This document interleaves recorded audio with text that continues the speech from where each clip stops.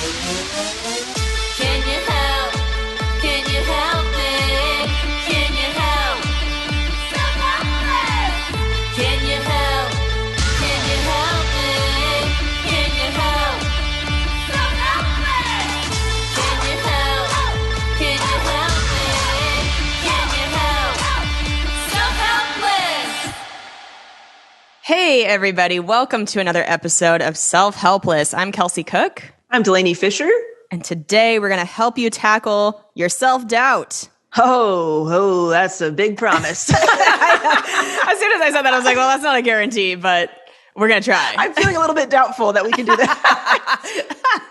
Oh, boy. Well, again, we'll try our this best. is why we are called Self-Helpless, because we're doing our best. We're really going to try. Yes.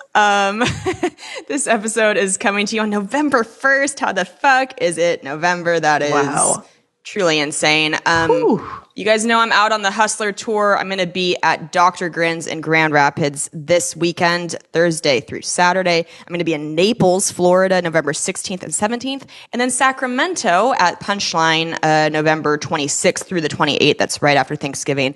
And a whole bunch of other tour dates. We're already getting next year all booked up. It's so fun. Ooh, So that's awesome. nice. Yeah, go to kelseycook.com. Get your tickets. Get Delaney. your tickets, people. Get them. Yes. Get them before they're sold out and you can't. And it's just going to be the best decision to go out and laugh and meet Kelsey if you're able to, if you're lucky enough to meet her.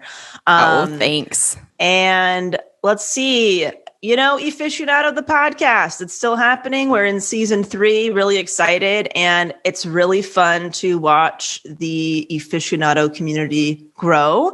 And I'm like interacting with entrepreneurs from all over the world, doing really unique things. And I just fucking love it. It's a good group of people over there. If you want to head over and you can join the Aficionado list at DelaneyFisher.com, so you can there's a little guide that goes with each episode of the podcast, exercises, prompts, things to help you get organized for your business. And yeah, just check it out. That's what's happening over here. Good vibe tribe over there. Yes, indeed. And also please go to ttomcomedy.com to get tickets for Taylor's theater tour. She is out there absolutely killing it, selling out theaters. That's a ton of tickets, man. That's incredible. Yeah. Absolutely incredible. Adding shows, right? Adding shows when she sells out. Amazing. What a beast. So go support our girl. Get those tickets. You guys have so many great events to go to. Look at that. It's lots of fun. So let's get into some quotables. I heard beforehand that you have a bit of a quotable buffet today. I feel like we should do a quotable buffet for self-doubt because I think a good quote can really snap you out of self-doubt if you find the right one that works for you. So I'm just going to rattle some off. To be honest, I'm going to try to pronounce some of these names correctly. And a lot of these are attributed to more than one person. So again, we're just doing our best. All right. This one. Once you embrace your value, talents, and strengths, it neutralizes when others think less of you. Rob Liano. Don't know who that is. I don't know, Kelsey, if you know. And that's great. Like having enough confidence in yourself that I think we actually have talked about this, Kels, where it's like, if somebody criticizes me in some way and they're like, wow, Delaney, you're just so short. You're just like the shortest person I've ever met. You're like, what are you, 5'2"? I'm like, that's actually not true. I'm 5'8.5", right? It's like, if you are so confident in yourself, even when somebody says something that maybe you've thought of yourself before, or maybe you've worked hard to move past it, you still react as like, that's hilarious. Not true. Yeah, that is the challenge, is being able to apply the way you can refute hard facts like your height with something that is an opinion of yourself. Exactly. That you might not be able to pull out a tape measure and go, okay, this is exactly how talented I am, right? And measure it that way. But you have to know. You have to know that you're the fucking 6'4" of talent. Okay. You got to know in your heart what your value is with that shit. Exactly. And no hate to short people. God knows I'm 5'4". Hey, listen, this is just talent at any height, baby. Okay. I'm just saying. I'm just saying. We've all heard those external opinions that kind of hit you in a different way because you're like, shit, I feel like I've thought about that of myself at some point. And is that true? And then you start doubting yourself. And so that is the struggle of finding that, like Kel said, is like, how can you react that way even when? Yeah. You got to make it hard facts about yourself. What you decide believe, who you are. You decide. Yeah. Yep. All right. This one, doubt kills more dreams than failure ever will. Susie Kassem. This has been attributed to many people. That's a good one. It's such a good one because self-doubt prevents you from trying a lot of time. Yeah. Prevents you from actually taking steps and doing it. Yeah.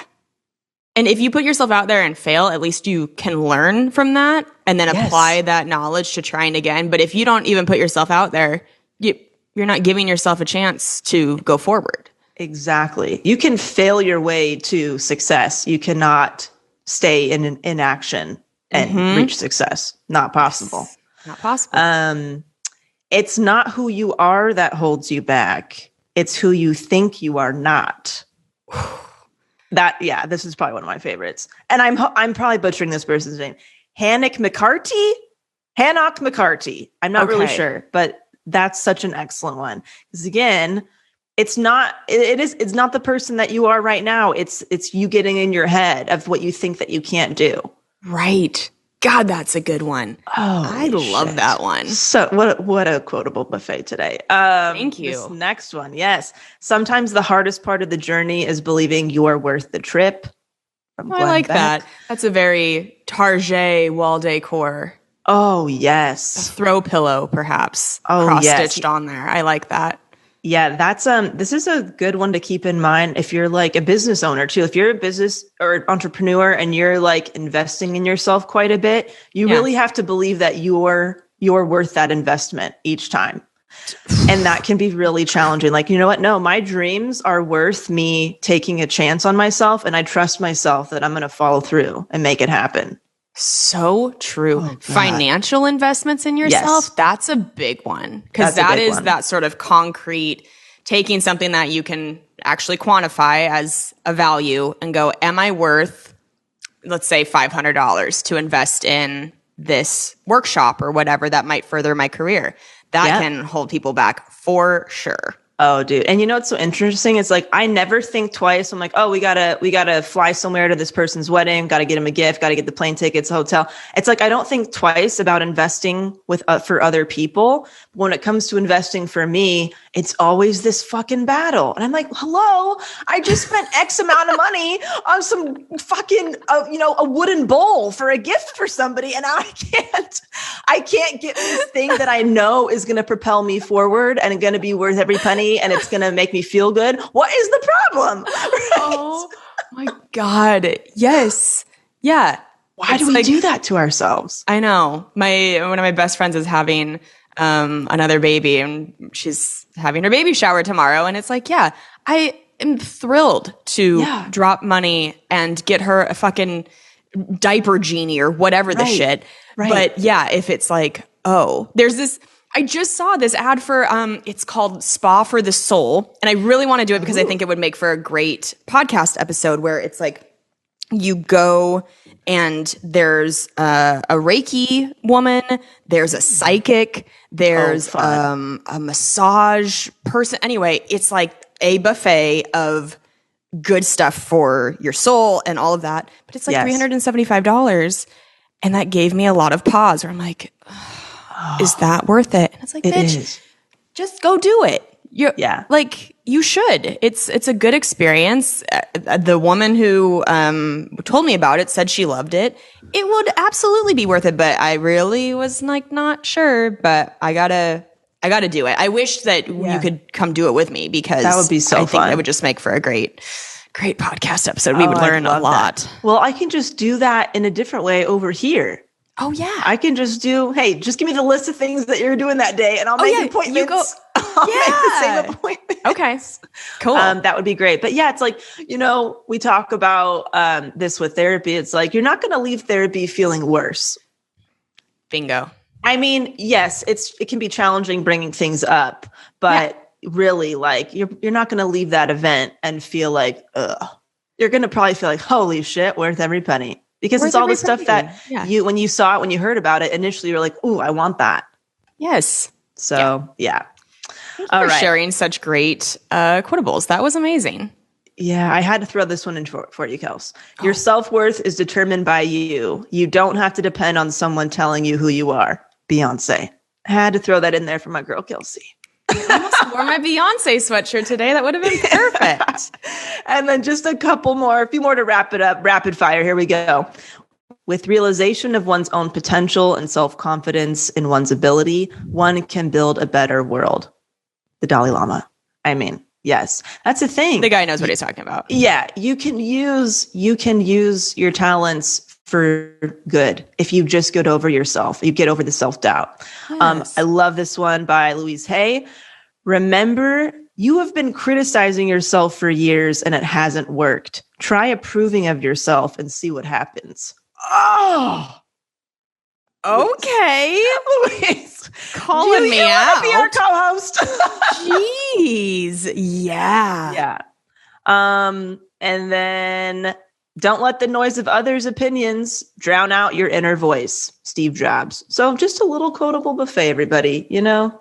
I love that. Just some good stuff there. Might I add to it? This is more of a self-worth thing, but self-worth and self-doubt are really attached at the hip. I think they do a lot of things together. I talk about this on stage where I say that a friend told me this great quote that said, once you know your worth, you'll stop giving people discounts. Oh, yeah, I love that one. We've talked about this one before on the show, but love that God, doesn't that hit home? Abso-fucking-lutely.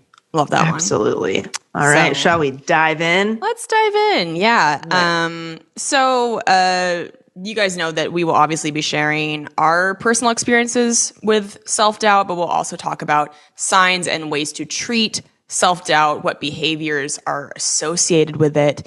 And we can just give you a very general overview definition right now. Self-doubt is a feeling of uncertainty regarding one or more aspects of the self, such as confidence or likability. And of course, that can bleed into your career, your relationships, your friendships, everything. So, yes. Yeah. Do you want to talk about some of the negative behaviors from Psychology Compass, Stell? Yeah. So first one is self-handicapping, the most common of them all. This is when people intentionally put themselves in situations where they're likely to fail. This provides the opportunity to cover up a failure, which makes it easier to handle down the road. Okay. Yeah. Interesting. Okay. So your basic, what is that, like a self-fulfilling prophecy? Yeah. In a way where it's like, hey, I know I really don't think I can do it, so I'm going to make sure I don't, because then I'm proving myself right. Right. It's kind of I look at that as self-sabotage. Totally. Right? Where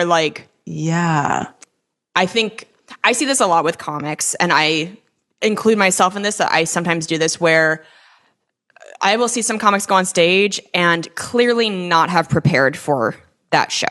Yes. You know what I mean? They didn't take the time earlier in the day to decide what their set list was, or maybe go over their act, whatever it is.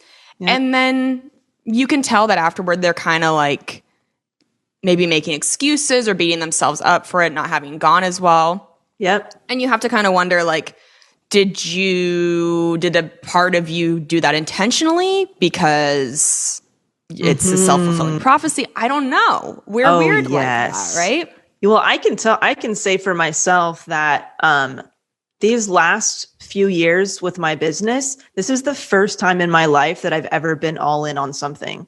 Everything else I've ever done. Everything else I've ever done in my past, any career path, creative project, anything, I was always one foot in, one foot out. I was always kind of half-assing it. I was not fully in it. And I got to tell you, it was kind of nice. It was kind of nice being like, you know what? Stand-up is just one of the things I do. I just do it on nights and weekends. And like, if I get stuff, that's really cool. But if not, like, it's not my dream. It's not my all-in fucking putting all my energy into it dream. So it didn't affect me much. Like if things didn't go well or whatever, I'm like, oh, well, this is not even what I want to do. Of course, maybe in the beginning, I was like, oh, this could be really cool if this is what I want to do. Same thing with any job I've ever had, any day job. Oh, for sure. Same. Like taking time to test out, like, oh, what if I wrote something? Like, what if I want to be a writer? I don't really like this. I'm going to half-ass this project though, because this was fine. All the things I've tried. So that clear contrast of doing that for years. Yeah. Even with being on the basketball team growing up, being in marching band, it's like, I'm not super passionate about it. So now this experience of like, oh no, I'm all in on this and I'm trying hard and I want it. And admitting that is fucking terrifying because if things don't go well, it's a whole different ballgame. It's a whole different feeling that I have now. Do you feel like you were like, right. Do you feel like you were like that with relationships too? Ooh, good question. Really? I couldn't help myself. Some of them, yeah. Some of them for sure. I think for a while I was purposely dating people who couldn't hurt me. I was purposely dating people like, this is nice for now. And I'm like, this is fine. So if it ends, I'm not going to be that broken up about it. Yeah, like 1 foot in, 1 foot out. Totally. And then when I met Cam, I was like, oh no, I actually really want to be with this person. So every little, bump in the road felt a lot different. Right. Felt a lot worse. Yeah. So I actually really resonate with that one now that I've read it. I know, right? How we talked about it. Another one, some negative behaviors included because of self-doubt, overachievement. People use this strategy because they become fearful that failure will implicate their self-competence. They become uncertain whether their ability alone can produce success. So they put in the extra effort in order to enhance the prospects of success and limit those of failure. What? Holy Christ. I mean, I don't resonate with that at all. I don't know what this is. This is absolute garbage. Wow. I've never heard of overachievement framed in that way. Never. That is a really fascinating one. And it's like putting yourself into overdrive because it's like, hey, if I'm working harder than most people, I should be able to do it. Yeah. But what if you put in a normal amount of effort? Do you feel like you can still do it with a normal amount of effort? It's like a cushion. Yeah. It's a cushion for your talent. Because it's like, well, this is my talent. But if I just work really, really, really hard, then it's kind of like a security blanket. Oh, like if the talent's not enough, then at least I've been working my ass off type of a thing. Yeah. Oh, man. But what's interesting, though, because the other side of this, it's like, especially like in the entertainment industry, you might meet performers or writers or directors or whatever that it's like, they're like, I know that I'm not one. I know people who are a lot more talented than me, but my work ethic is 10 times better. So I'm the one getting the shit. Right. So it is that other thing where it's like, some like, there's a lot of people that are not going to be getting recognition in their field because maybe they have the talent, but they don't have the follow through, or they're flaky, or something is going on. Right. Where somebody else they might not have that exact talent, but they're the one showing up every day and committing. And so that's also an interesting thing where like sometimes the overachievement is what makes True. What makes you get shit. Yeah. I mean, I appreciate this perspective because I do think it is interesting and I haven't heard it framed like that. But I will also say that, at least in my field of work with, it's, you kind of dictate your own there are a lot of factors that can be in play that decide if somebody's going to be more successful or not that are out of your control. However, I think in this time of social media, you can create your own content and create your own following. And if you decide to sit back and wait for somebody to recognize you, not a super advantageous route. Right. Absolutely. Yeah. You have to create your own opportunities. Right. So God knows if you follow me on social media, I'm a big fan of like working hard and putting content out there and doing what is within your control. That was a big thing in last year for me when stand-up was on hold. I was like, well, I'm going to do a bunch of comedy sketches and start Trumpet Tuesday with my dad and do makeup shit, because it was like, I don't want to sit around and wait for shit to happen. Right. When I don't know when that will be. So I'm just going to make my own stuff. Absolutely. Absolutely. Yeah. And I will say, I know we've talked about it a little bit on the show, but that is partly how my now agent found me, because he found me on social media. And I had put a bunch of my stand-up clips on there. I had started to, do the sketches and stuff. So that's what I'm saying is like, you can work hard into then helping create the opportunities that are not necessarily in your control. Absolutely. You have to just do the thing that you love, because it's like you can submit to all the agencies or all the jobs or all the this and that you want. But how about you just do the thing that you enjoy and let them come to you, because they're going to be attracted to that. Yes. So yeah, totally agree. That's how I've always felt too. It's like, I'm just going to make my own dream job. Yeah. And look at you go. You're doing it. Hey, we did it. We're doing it. Another thing to look out for, imposter phenomenon. Those who suffer from the imposter phenomenon go through their day with the sense that their successful outcomes are not an accurate reflection of their underlying ability. We've talked so much about imposter syndrome on this show. Yep. How many freaking episodes we've done about it in different ways? Probably a few. Yep. And yeah, it's really challenging. For this, there's an exercise that I like to do, and I share with my clients as well, is anytime you're feeling the self-doubt creeping in, the imposter syndrome creeping in, write out your list of accomplishments, the credits that you have, the things that you've done, the nice thing people have said about your work or you, and keep that shit somewhere accessible, whether it's on your phone, at your desk, or whatever, and look at it, but look at it as if you are looking at somebody else's list of accomplishments, if that's helpful. Sometimes it's nice to just like, oh, this is what I've been doing, but sometimes that doesn't work for people. Sometimes you literally have to say, I'm looking at somebody else's resume, if you will. It's like a resume reversal where it's like, hey, if this, if I'm, as a business coach, right? If I'm looking at my own stuff and I'm like, okay, what if I was looking at a chef's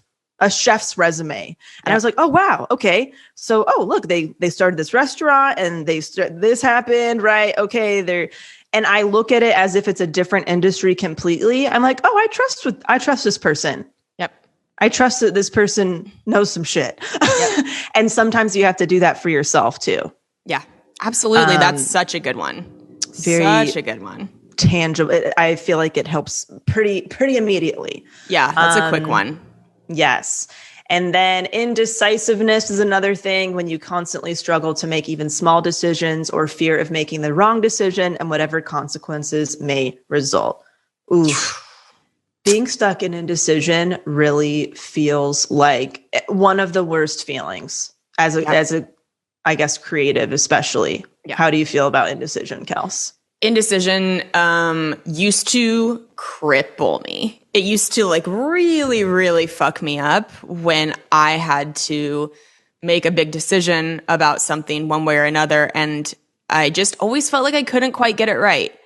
I would pick one thing and then be like, maybe I should have done the other thing.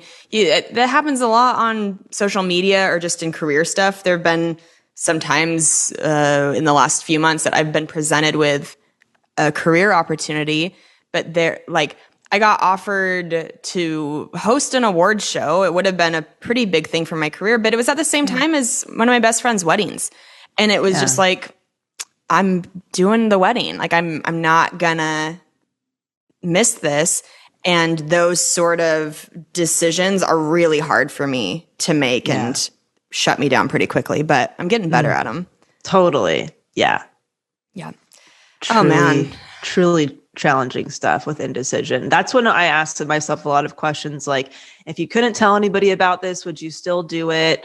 Are you doing this, because you really want to, or you think you should, right? All that kind of stuff. That can help me make better decisions. If I didn't have to do it and still be successful, would I do it still? All that shit. Absolutely. Okay, so this is from Good Therapy. These are just some things that self-doubt is associated with. So anxiety, depression,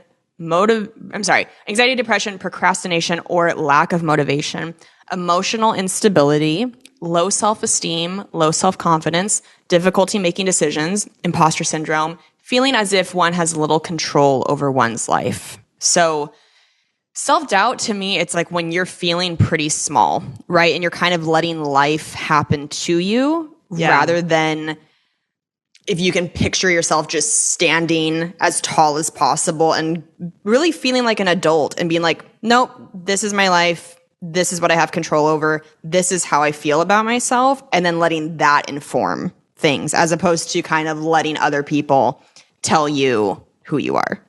Oh my God, absolutely. It's like you really have to get in touch with internally what you truly want. Mm-hmm. Because if you let other people dictate your decisions, you're always going to be stuck in indecision or not knowing what you want to do or what the right move is. When you get really tapped into your own shit, even if it's scary to do what you really want to do, it often pays off. I like even just, the recent decision that I made about leaving social media almost a year ago. I struggled with that decision for years. Like that was a year. Like that was years in the making and process of actually taking intentional steps to do it, to make sure I could do it, to make sure nothing would collapse. And I still was incredibly nervous about it. And all the things floating in my head, like this is going to make me irrelevant. People are not going to trust my business guidance. They're not going to, all of that floating around my head. And then actually doing it and feeling like, okay, I'm really scared that I did this, but I know that I want to. I don't know why yet. I don't know how it's going to work or unfold yet, but doing it. And then meeting with people who are like, I'm here because you love social media. Because I also want that. And because I've felt that way and I want to know how you're doing it. So sometimes that thing that you're like is nudging at you and you're like, I can't because I don't know how that's going to work or what's going to happen. That becomes the thing that actually attracts the thing that you want. And how cool is it that you got immediate reassurance that that was the right thing to do by having other people come forward and go, hey, now you're leading other people. Yeah, which is crazy and also scary because I'm like, I'm still figuring it out too, but I have gotten this far, Yes. Yeah. And just trusting yourself that even though you don't maybe understand why you're feeling that way, but you are. Yep. And just moving forward towards it anyway. Yes. Yeah. Taking those first steps. Mm-hmm. So some signs of self-doubt. This is from Nick Wignall, clinical psychologist, writer, and teacher. Difficulty taking compliments, reassurance seeking, low self-esteem, difficulty giving yourself credit, feeling like you're never good enough. Ooh. Man. Okay. The reassurance seeking, man. And I don't know if that's particularly a stand-up thing where I don't know. You do receive, it's easy to receive a lot of criticism when you put yourself out there as a stand-up, right? Like the internet is a disaster. People can say shitty things to you for free all the time, whatever. No membership required. Just shout shit out to your sweet face every day. Yeah. It's terrible. But I used to, when somebody would give me a stand-up compliment, it used to feel like crack to me. It would really hit me in a way that kind of made me go, why is this so impactful? I think hearing a compliment about your stand-up should feel wonderful and should make you feel good. But I could tell that the way it was resonating with me was because I didn't believe it for myself. Like I wasn't telling myself that. So to get it externally felt really powerful because I wasn't giving it to myself internally. And now when I get stand-up compliments, it feels so good, but it feels more in alignment with like, great, because that's how I see myself now. And so I'm so glad that the way I see myself, other people are also seeing that, as opposed to I would almost get surprised because I was struggling with so much self-doubt. I would get surprised when somebody would say something really nice. I'd be like, wow, thank you. Like relieved. Like I'd be relieved that people would see me the way I wanted to be seen, but I wasn't totally sure if I was worth being seen that way. And now it's that's a little different. Yeah. That's really interesting because it's like, that when it used to feel like crack, what did, if you saw something negative, feel like? Oh, also a lot of high highs, a lot of low lows. Because I didn't have that now solid foundation. Right. So how interesting is it that like not only feeling confident in yourself and your own ability, it neutralizes the negative stuff a little bit, but it also neutralizes the positive stuff a little bit, I'd imagine. Yeah, it's still, I mean, don't get me wrong. I'm a fucking sucker for a compliment. Like, it still feels really, really good, and it means a lot to me. Like, it really, you guys can see it when you come up to me in the merch line, if you're a Helpster, and if you tell me how much this show has meant to you, if you give me a sweet compliment about my stand-up, like, it's probably almost embarrassing because I'm just like, thank you so much. Like I get really it's sweet. The world to me. I feel it so deeply. But it used to be like, to me, the way I would react to it in my head, I would think, man, I am reacting to this as if I'm starving for approval. Right. And like, I should be giving myself more of this on a day-to-day basis rather than hoping that I get it from people after a show because that's the only way I'm going to feel it. Like, it shouldn't be like that. Yeah, that's really interesting. That's really interesting. This episode, I didn't know going into this that we were going to have so much to talk about with it, but it is bubbling stuff up. So much. So I have a question for you. Sure. Might be, What do you have the biggest, if you have self-doubt, what's the biggest thing you have right now when it comes to self-doubt, or what is the biggest fear around the self-doubt? Like if it were to be true. Oh, interesting. I think now that I'm on tour as a headliner, you start to see yourself more as a business where, and now having agents, you see the business end of comedy where it's a lot about ticket sales. And I become very acutely aware now that people are spending a certain amount of money to see me, and they're choosing to see me as opposed to maybe spending their money on something else that night. And a lot of the time, comedy fans don't just go out and see your show. They've also seen other shows that year, right, of other comics. And so for me, some new self-doubt that's happening is, am I giving these people a show that is worth their money and that is within the same market as other people, right? Because comics don't really get to go out and watch other comedians headlining sets that often because we're all working at the same time. Right.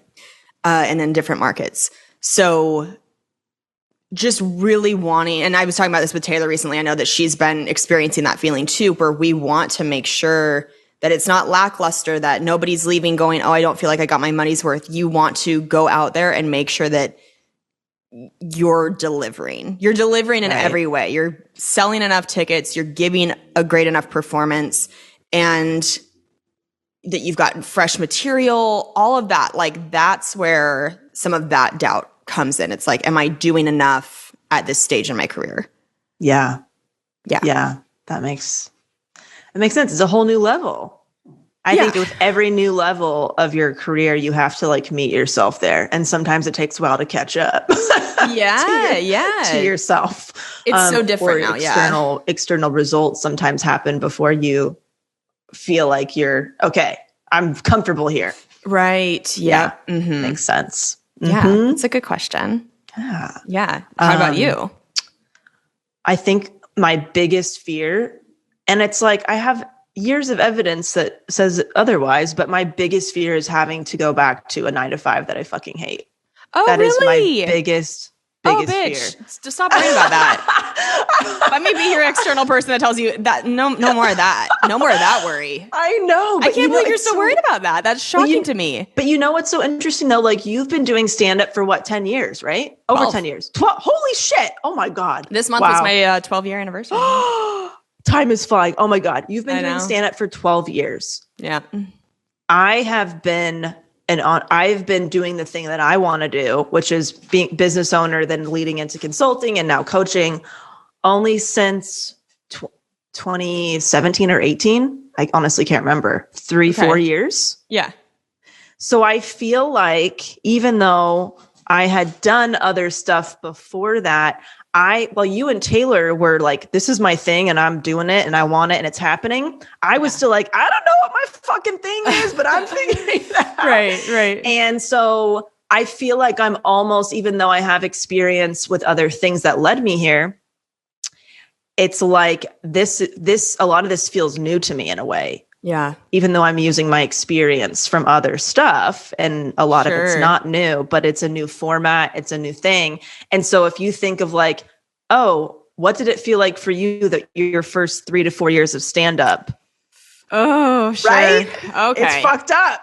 Yep. It's a little fucked up. Even though, again, there's results and evidence to say otherwise, but it's still like, it feels like uncharted territory. So I don't think I'll be feeling this at 12 years in. Right. But it's scary when you do something new, even though it's like, things have been working. But yeah, that makes sense. Okay. Yeah. I mean, I still stand by what I said of stop worrying about that. Well, thank you. I appreciate it. I do understand what you're saying. I get where that's coming from. Sure. Yeah. So tips for taming self-doubt. Embrace your self-doubt, acknowledge it and be willing to have it, and then refocus your energy and intention on getting on with life. Such a good one. Just accept that, hey, self-doubt is going to be there. I'm just like, oh, I know you fucking dick. You always pop up around this time. And I'm just like used to seeing you and doing it anyway. Totally. Be skeptical of your thoughts. Get in the habit of questioning your own thoughts, especially the really unhelpful ones like chronic self-doubt, and you'll rob them of much of their power over you. Mm-hmm. So true. Something that always helps me is knowing that just your brain is wired to keep you safe when it comes to trying new things as a survival mechanism. So self-doubt is just, it's you trying to survive. So once you know that, you can work with it a little bit better, I think. Yeah. Restructure your thoughts, a powerful technique from cognitive behavioral therapy called cognitive restructuring that helps you retrain your mind to produce more realistic and helpful thoughts instead of overly negative and unhelpful ones. When cognitive restructuring like this becomes a habit, you can slowly train your brain's automatic negative self-talk to be more realistic and helpful and less critical and negative. Kels, do you have any personal examples of how you've done that with something negative you used to say, now you flipped it around? Yeah, I've mentioned this before, and this is kind of a backward way of doing it, but it did really help me with self-doubt. When I would start to worry about something or be afraid I was going to fuck up, my therapist was like, why don't you see what happens when you go down that road hard? Oh, right. You know what I mean? Yes. Really lean into beating yourself up and see what happens. And sure enough, when I tried doing that, I came to my own defense. Because then if you exaggerate it, if you really, really go down the road of I'm a piece of shit, I really just can't accomplish anything, blah, blah, then you come to your own aid and go, no, that is so silly. That is not true. And so you kind of are your own advocate, right? And that might not work for everybody, but it does help me sometimes if I try to almost exaggerate the negative, and that flips something in my brain to go, no, see, those are silly thoughts and you're actually doing great. So let's not worry about that. Yeah. It becomes so absurd to you because you just really pile it on. I love that. It's so funny because they're like, flip it into something positive. And I guess for me, this is positive, but whenever I feel that voice creeping in, I'm just like, eat shit. Fuck off. You know what I mean? Yes. And I guess that's a positive thing because I'm like, you're ridiculous. I've been here before. I get it. You like to creep in, and that's fine, but just like leave me alone for right now. Or if I start saying like, you can't do this, it's not going to work for you, that kind of stuff, I just say like, I've been here before. I know how to navigate this. Yep. So just trying to neutralize that. But like, I love it. Go really hard on yourself. Or picture the worst case scenario. Like sometimes we say, oh, don't catastrophize. Sometimes I love doing it. You can go the worst case scenario in your brain and play it out. And you'll realize that most of the time you'll still walk away all right. Even if the worst case scenario that you're worried about happens, it's like, okay, if that happens, that would suck, but we would deal with it. I do that quite a bit. And it really does help me. I'm not even kidding. Like I will set my alarm for like 5 or 10 minutes on my phone, and I will allow myself, you know what? If your worst case scenario is that you need to like look for a 9-to-5 job, go do that for a few minutes. And I'll start looking at stuff like, podcast producer jobs, business coaching jobs with this industry or this company. And I'm like, okay, yeah, there's a lot of stuff on this list that I would not want to do in my day-to-day. But if it all goes to hell, I feel like I have some kind of a game plan, and it does make me feel instantly better. Right. So I totally agree. And cultivate your sense of purpose, make some time to consider what really matters to you. What do you really want? What do you believe in? What's on your bucket list? Love a good bucket list. Yes. Yes. I just have like a little date night list with Cam. And like anytime I'm feeling like a little blah, I'm like, oh, what kind of fun thing could we do? And just like bring it back to like why we're working so hard and why we're doing this is like to enjoy our fucking life, to enjoy our time here, to do things that light us up. Yeah. You know what I did for the first time yesterday? I thought, what if my bank account had twice the amount of money it has right now? What would be different about my life? Yeah. Like what would I be, like, what am I working toward? Yeah. Because right now I'm working. This tour is so busy, which is exciting financially. That's work coming in. But I took a step back yesterday and was like, why? Just on a financial end, why am I doing this work? What do I want to put this money toward? How different would my life look if there was twice as much in my bank account? Like why am I working? And it's, I think, good to take a step back and sometimes go, oh yeah, because if I had this, that would potentially create a more comfortable way of living. I could help with this, or I could do this with this person, whatever it is. Like, just think like that. Oh, yes. I feel like, I think Rachel Rogers, she says something like, like broke ass decisions versus like boss ass decisions. Right. And how would you be treating yourself for your day to day if you had already kind of made it? Like if like you said, like if that money was in the bank account, what would you be doing differently? Would you be stressing out about this thing, running around like crazy? Or would you like allow yourself to enjoy a cup of tea in the morning and take a breather? Like, if it was working already, because you have to live it. A lot of time you have to live it first and then it happens. Yes. Yes. And it was good because it made me, I think sometimes we're walking around with artificial ideas of what success is or what we think we would want to do if we had more money. Yeah. But sometimes that's just what society tells you should want. And it was helpful for me to go, if I had twice as much money in my bank account, I used to think, that would make me want like a nicer place or something. But I actually love my apartment right now. I wouldn't, currently in my life, that wouldn't necessarily change it for me. But what I might want to do is like treat myself more to certain things that make me feel good. Like what I was saying, the spa for the soul thing. Right. Things that sometimes I go, I don't know if I want. I would just say, absolutely, go do that. I would take more trips with friends. I would, even though I love where I live, I would maybe buy some nicer furniture that makes when I'm home feel more comfortable. There's just so many things that I think it's just good to sometimes take stock of what you're actually working toward. Oh my gosh, absolutely. Do it. Yep. Do it now. Do it now. Live it now. Live it, and then it's going to keep going. Yep. It's going to be a snowball effect. Yeah. And also a couple other other ones, try therapy. If you find a good therapist to help you work on your self-doubt issues, it can be like rocket boosters for your progress. Very true. They really call you out on your shit, and they ask you to like, okay, well, why do you think that? Like, tell me. Yes. Explain it to me. And then you have to say it out loud, and you can kind of realize like how, sometimes it's kind of ridiculous. And you don't think that you can do something. Yes. I would say something that I've learned from years of therapy is I used to look at therapy as only a place to talk about the hard things going on in my life. Yeah. I think it's important to also take some time, even if it's not every session, try at least every other session to talk about what is good and celebrate your successes with your therapist because it gives you a more full picture of your life. If you're always only talking about the tough shit in therapy, I think it's easy to feel very hyper aware of what's wrong. And sometimes it's good to just go, hey, this is the hard stuff that's happening right now. But also, I had this shit happen last week and it was really cool and it made me feel awesome. It's like good to celebrate victories with your therapist, I think. Absolutely. I love that. And practice self-compassion after a mistake or setback. Instead of beating yourself up for it or doubting yourself, you could treat yourself like a good friend and be understanding instead.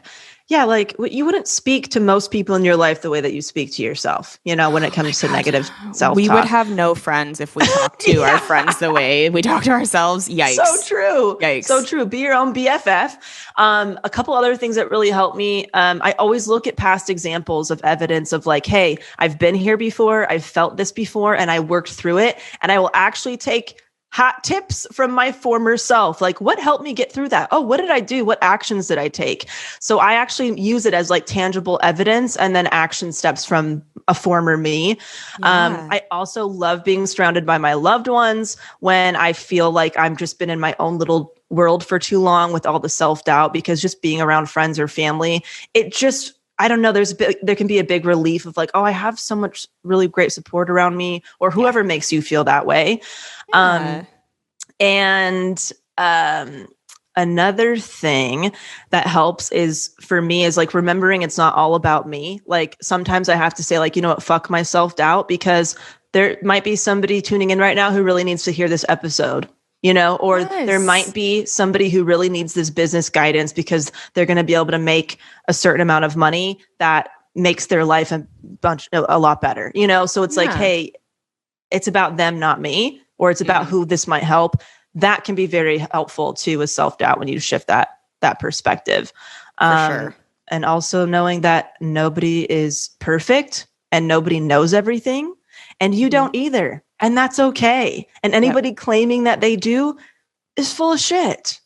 Get out of here. And that's why we all need each other and need to listen to each other.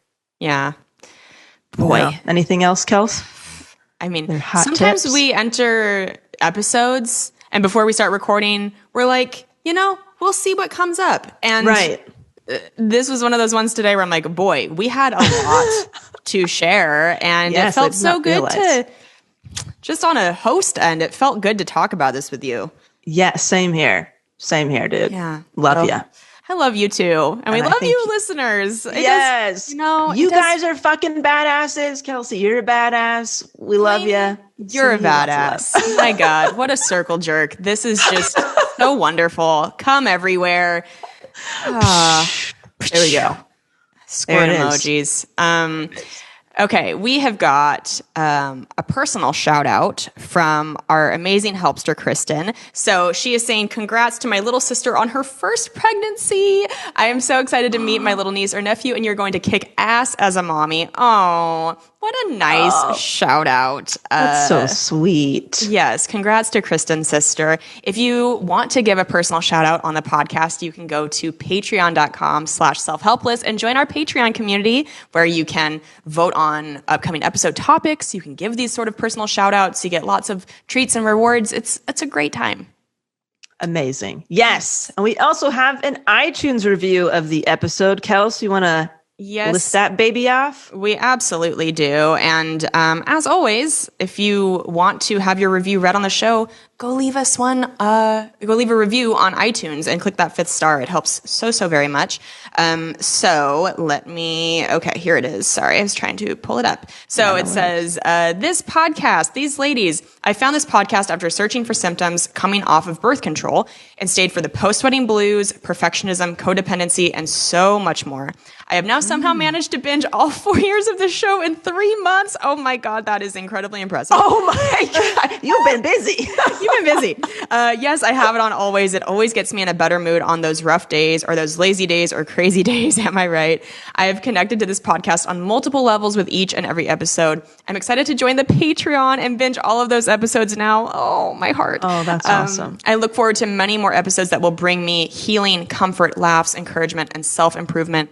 Love you, ladies. Keep doing what you're doing. My God. Oh, my God. Talking about eliminating self-doubt for a moment, that's the kind of stuff that really does it for me. Like that kind of feedback that like this podcast is making a difference to somebody somewhere is the best gift that you can have when it comes to self-doubt.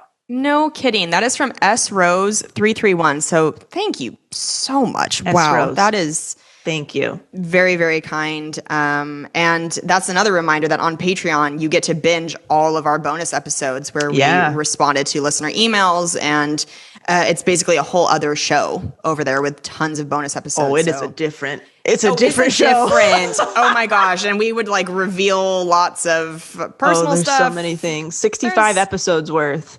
Yeah. It's a lot. It is a lot.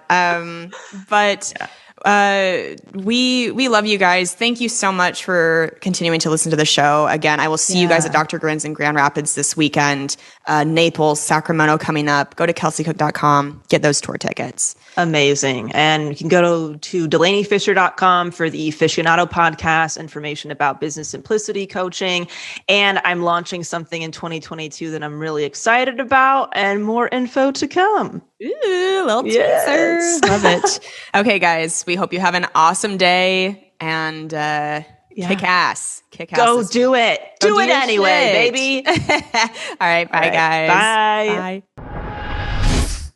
Thank you so much for listening to the Self-Helpless podcast. You can find our Patreon community, merch, and our individual work at selfhelplesspodcast.com. We'd be thrilled if you shared this episode with a friend, or feel free to post it on Instagram and tag at Self-Helpless Podcast so we can repost you and say thank you.